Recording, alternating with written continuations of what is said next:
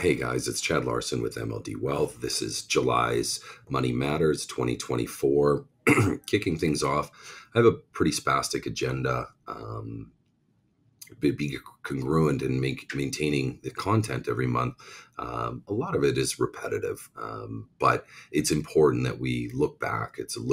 Important that we anchor back into our thesis and review our positioning strategies and look at the developments of the economy. Like all things in the investment world, especially in the equities market and in fixed income market, we're using a time travel machine. We're investing capital into the future such that we believe, based on its risk profiles and the underlying ongoings of the underlying businesses, that we expect that capital to grow. There's a lot of variable inputs that come into achieving those results: interest rates, economic uncertainty, corporate results, fiscal policy, monetary policy, and lots of variables.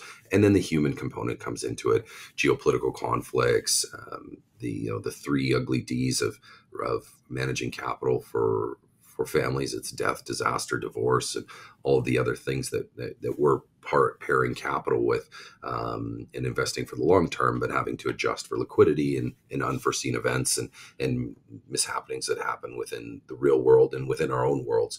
But year to date, the markets have been fantastic. It's been a long time coming since kind of the onset of COVID and some pretty wild markets. It's pretty easy being me these days. The markets have been very accommodating. Year to date, portfolios look incredibly strong.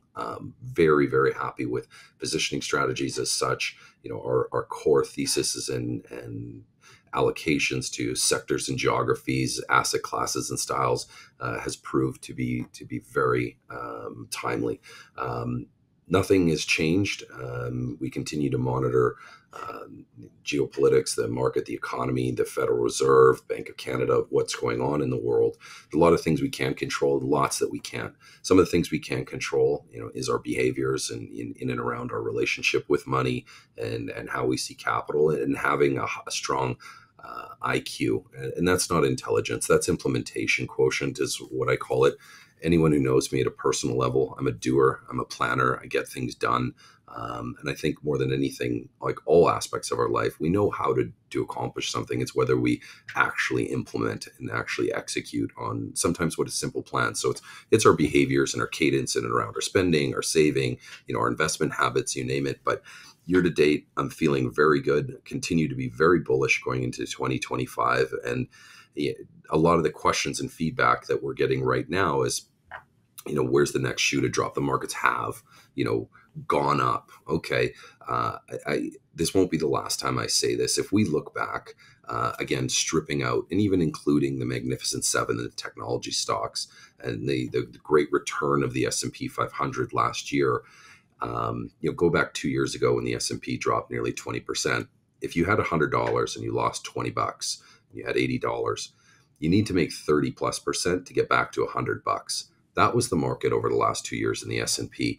I am going to throw up some charts eventually here. My face will go real small. I know everyone's dying to see me in a cowboy shirt. It is kickoff to Stampede today, so I even got my trusty cowboy lid on today. Dusted this thing off. This cowboy hat, it's called the Green Meanie. I actually put myself through school working at Cowboys, and so a lot of great memories.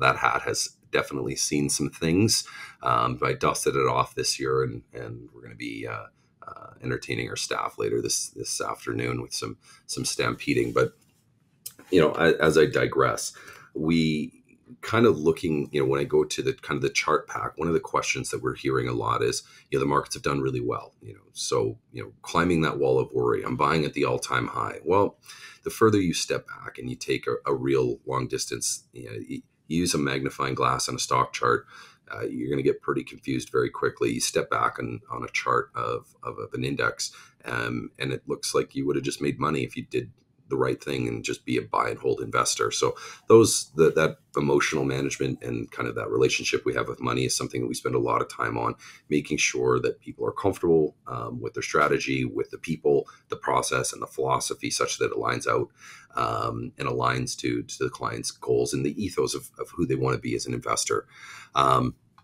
That being said, here as I try to be a technology guru and put this up, there's a few kind of key things that we want to talk about. One is going to be the election.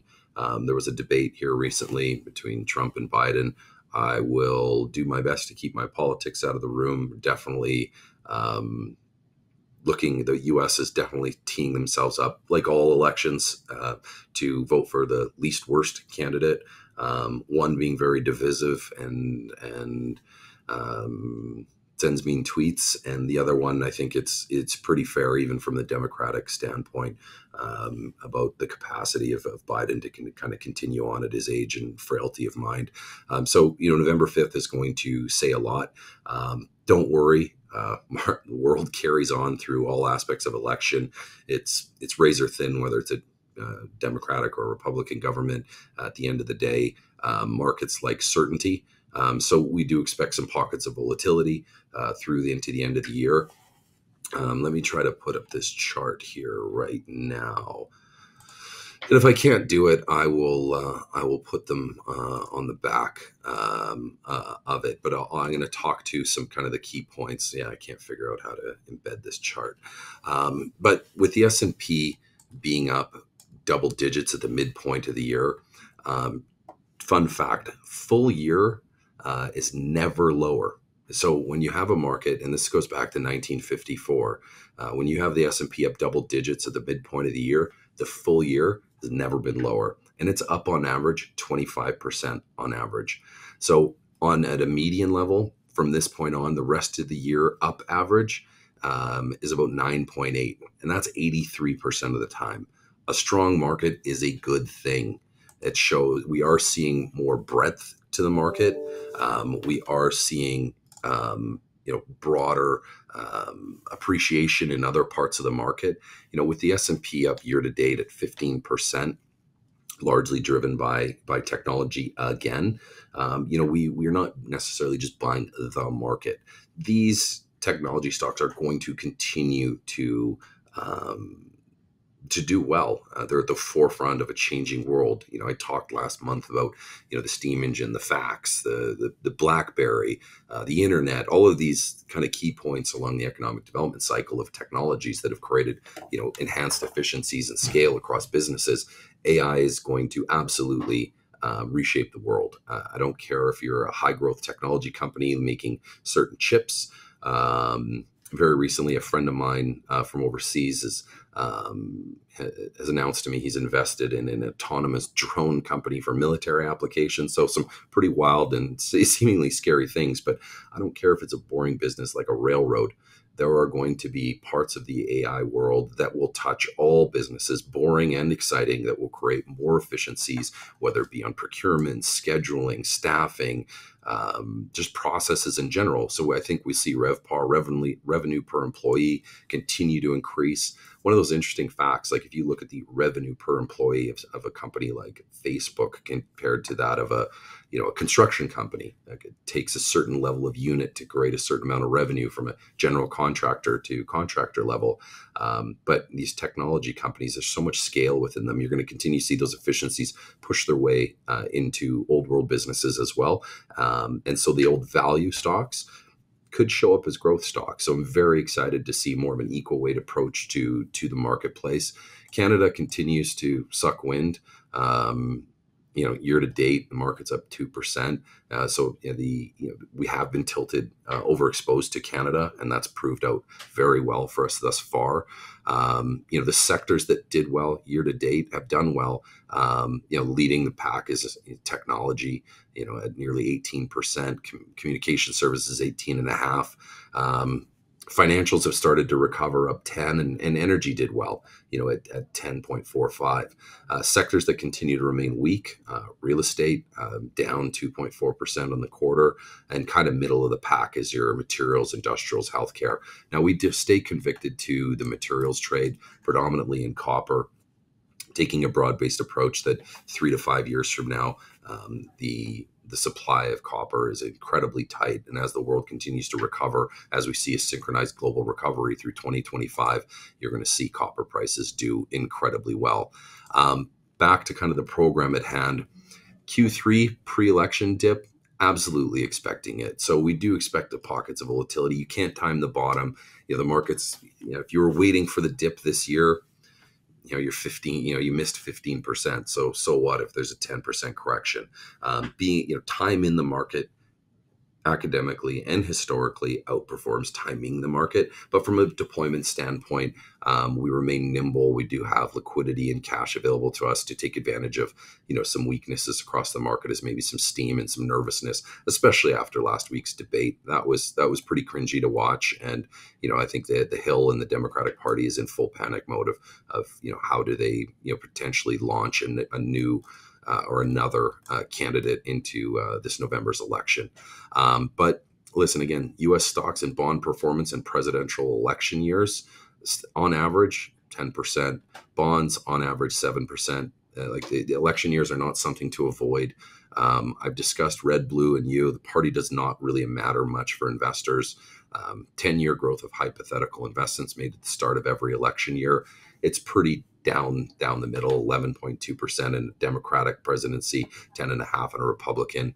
So, the right would argue that it's the tailwinds of Republican policy that float the Democrats through 1 year of policy, or 1 year of market performance, or 4 years.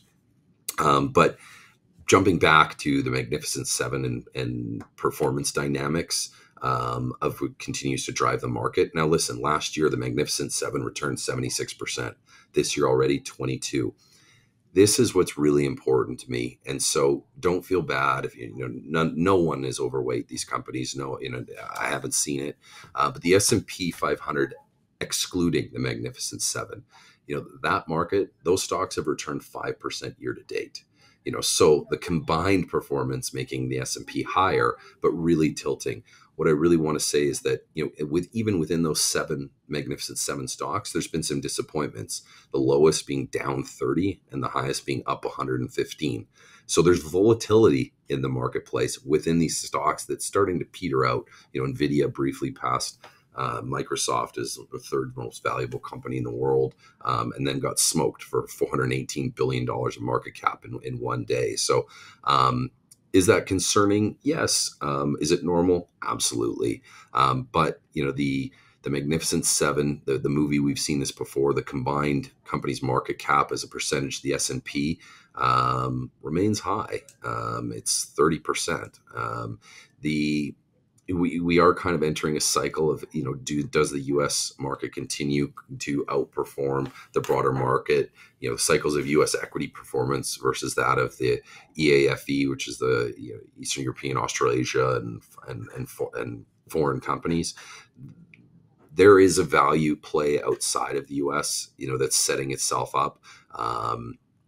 And what we continue to talk about being an equal weight exposure into the S&P is that the valuation for high dividend payers is very much below market averages. So we're seeing some opportunities presenting themselves. The other one is where tactical trade has been put on is the inclusion and implementation of a weighting into U.S. small cap. All eyes have been on the big guys. All eyes have been at the big board. But small cap valuations are near 20-year lows, even below that of where they dropped in COVID-19, where there was no funding available, and well below that of what we saw in the global financial crisis. So from a cyclicality standpoint, we've taken a tactical position in growth portfolios in U.S. small cap indices to work our way into that recovery that we see in global markets.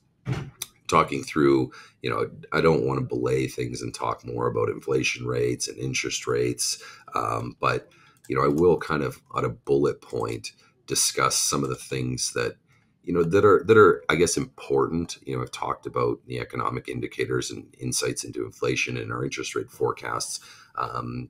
Canada started it with a baby cut. And where does the loonie go from there? I'm negative. I'm bearish Canada. I'm definitely bearish the loonie. I think the worst of it is over, but the mismatching of our electoral cycle probably sees the loonie kind of range bound for the foreseeable future, and we continue to be bullish the U.S. dollar vis-a-vis Canada. and that is what it is. But I don't know if anyone was watching, a by-election into kind of the heart of liberal country in Toronto, turned over in a by-election to the Conservatives, leads me to believe, and I think the jury's out as to whether Trudeau will step down or not.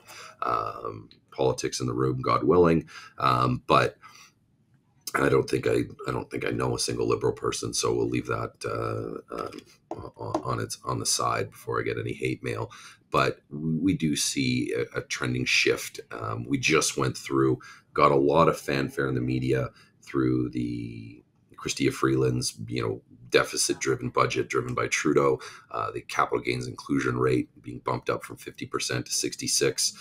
The reality is that was there things in planning and things that we had to do within that? Absolutely. And we did where it made sense. A lot of it is some political fanfare. It's a tax grab more than anything. Even in the quiet part out loud through the fiscal budget that was published, you can see a kind of a one-year windfall to try to help solve their ongoing deficit problems. But their expectations of tax revenue collected really normalizes into next year. So it spurred a few people to make some elections and to trigger a lot of gains. But this is an environment where the real understanding is around like doctors, dentists, lawyers, accountants, professionals that have the ability to take advantage of incorporation through professional corporations and drive more tax favorable outcomes. I want to give an example, and no one likes rich people, and it's a hard class of the world to get any empathy. But the reality is they pay the bulk of the taxes, they create the bulk of economic activity, and they hire and employ a lot of people. So I'm talking to the right audience here, so I'm not going to offend anyone with that. I look at the talent drain that we're going to get from entrepreneurs wanting to start and take risks in creating businesses. That's going to go the way of the dodo. When I look at doctors, looking at the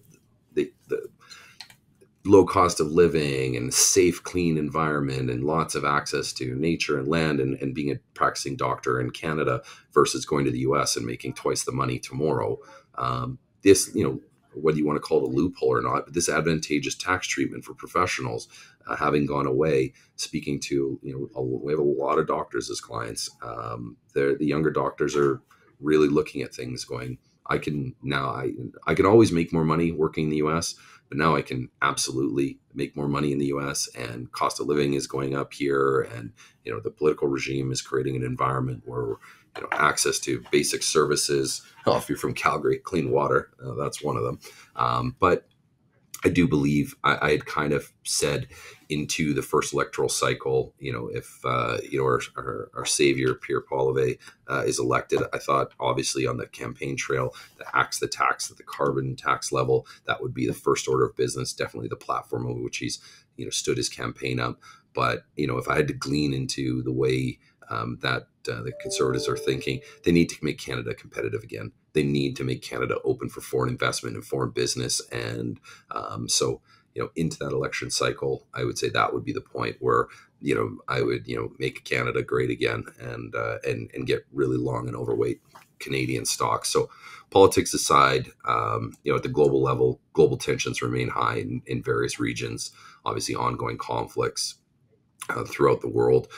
Energy prices are higher due to supply disruptions, increased food costs with disruptors and grain exports, and ongoing sanctions, making a lot of market instability. We saw this kind of interesting thing, within the energy sectors, aside from, we saw end of June, big boost in oil prices. Obviously, the surge due to record U.S. travel and demand and hurricane-related supply disruptions, despite a surprise increase in U.S. oil inventories, oil prices still saw a rise. So I've always said I'm very bullish energy stocks, and I'm somewhat bearish the commodity at the medium term. If we see a swing to the red side of the political spectrum in the U.S., it will be drill baby drill, and supply could come on, and OPEC will combat that. So we could have a supply issue, but demand remains robust. No one's flying around on unicorn urine quite yet. So oil prices, the valuation of oil stocks, I'm very constructive on. The commodity in the near term a little bit shaky on, but there's enough buffer and balance sheet stability within the energy complex where we remain bullish. Healthcare sector remains robust. We continue to see strong performance driven and ongoing healthcare demand, biotech, pharmaceutical, telehealth services. Financial sector is benefiting from rising rates and NOI spreads, and there's seemingly some light on the end of the tunnel and strong economic indicators. And I'm talking more about the US right now. Consumer discretionary can remain strong consumer spending and confidence, growth in e-commerce, travel and entertainment. Optimistic as monitoring inflation's impact on consumer demand. You go into the US, they're not feeling it like we are in Canada. Their house prices are locked in for 30-year mortgages. Yes, it's created some increase in prices across the board, but they're really not feeling it in the housing sector, and call it that big slug of people's disposable income going to food and shelter. Real estate sector very bifurcated.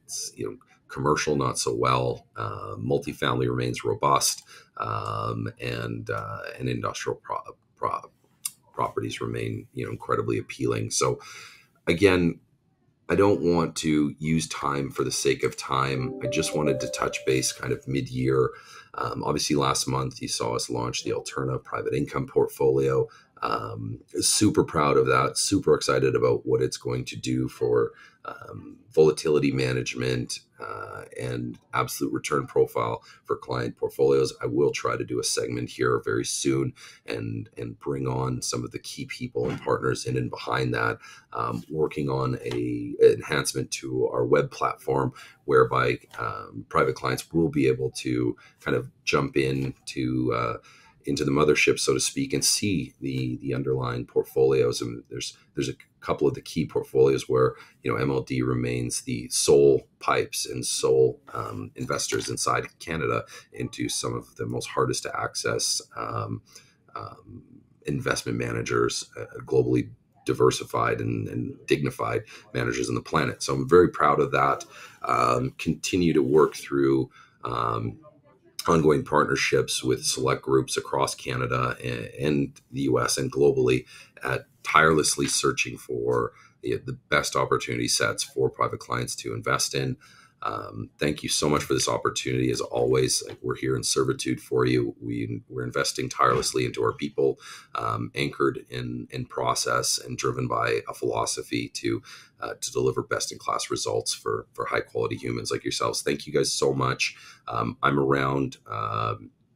Any parts of the MLD team are here to answer any of your questions, concerns that you may have. A lot of the things, and I'll leave this on this, I've been getting a lot of constructive feedback and a lot of kind of calls to intro our platform to others, and where and who do we fit best for. They have friends or family. We really, would we be willing to take them on as clients? We don't definitely ivory tower ourselves by any stretch of the means. I said we don't have account minimums. We have relationship minimums. We work, with the under three things, and this is part of our spiel. It's the AAA. First, is there assets available for us to have an economic relationship where we can properly diversify the client and invest their capital. So there needs to be some level of liquid assets for us to manage.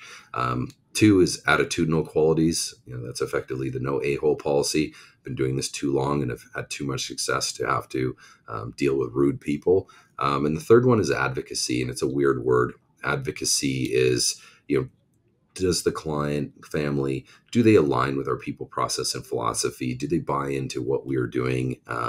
We don't have all the answers, and we are collaborative in what we do with the families we call private clients, but it can't be a combative relationship. They have to, accept the fact that, we're here to make decisions. We're here to give advice, and we're here to do what we do. It's not hand over the keys and good luck by any stretch of the means, but that old school brokerage where I'm not a salesperson. I'm an allocator.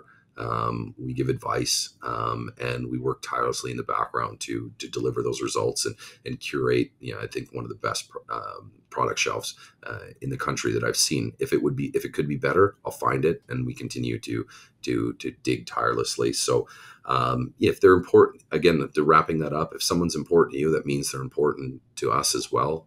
Always available to have a call, a meeting, a coffee, and understand what their needs and concerns are. I've truly made a career out of asking people what they would improve, develop, and change in their current situation, and then work towards driving positive solutions. And that's something that I drive myself with in my own personal life, within my marriage, within my relationship with my children, my relationship with my friends. What are the things I would improve, develop, and change, and leave no opportunity set unturned or unexplored to make things a better place. But guys, again, last time, thank you so much. I'm around. The whole team is here. Have a wonderful July. Enjoy some of that weather. Happy Stampede if you're local. I hope you're all enjoying your summer, and we'll chat soon. Thanks.